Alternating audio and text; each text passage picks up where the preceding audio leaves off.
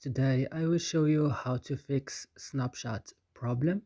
Just watch the video until the end.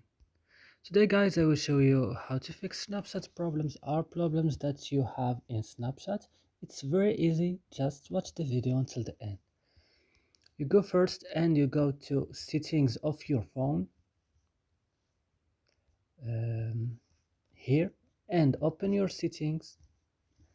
Then on settings go to application here and on application, as you see now it's loading, like my phone it's searching for my application in my phone.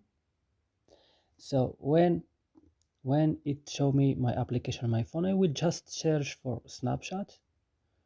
Now I'm searching for Snapchat, guys. When I found it, as you see here, I will just open it. Then I will go to mobile data, or not mobile data, guys, sorry. You go to storage, then you go to clear data and click OK.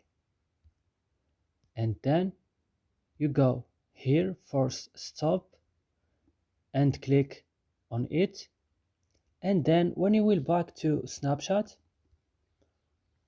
it will work on you, like every problem you have in Snapchat it will fix automatically. And that's it guys, it's very easy.